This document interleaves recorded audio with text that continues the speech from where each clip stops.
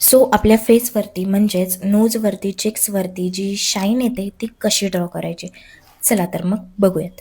So first निडेबल eraser घ्यायचा आहे आणि त्यानंतर तो एकदम सॉफ्ट करून घ्यायचा आहे. जेवढा आपल्याला सॉफ्ट करता येईल तेवढा सॉफ्ट करून त्याला पेन्सिलसारखी एक नीड काढायची आहे, म्हणजेच टोक काढायचं आहे आणि त्या टोकाने जिथे आपण शेड केलेला आहे तिथे नॉर्मली टॅप-टॅप करून एक शाईन लेयर तयार करायची, जेणेकरून जी चिक्सची शाईन आहे ती आपल्याला प्रॉपर दिसेल.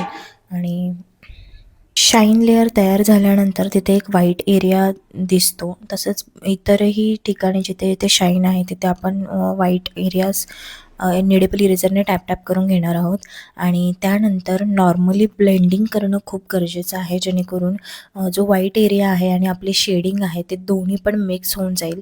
सो निडेबल इरेझरने टॅप करून झाल्यानंतर आपण एक कॉटन घेणार आहोत आणि कॉटनच्या यूजने आपण ते ब्लेंड करणार आहोत, जेणेकरून ते व्हाईट एरिया आणि शेडिंग दोन्ही पण मिक्स होऊन जाईल.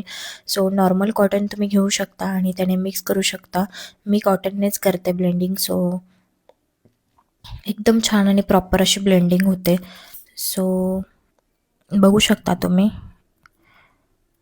ब्लेंडिंग करून झाल्यानंतर ब्लेंडिंग करताना पण जस्ट टॅप-टॅप करायचं आहे.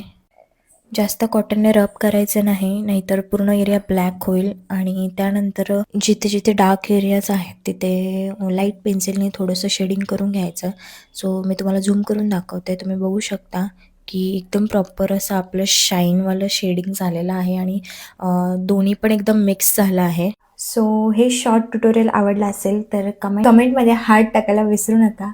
So thank you.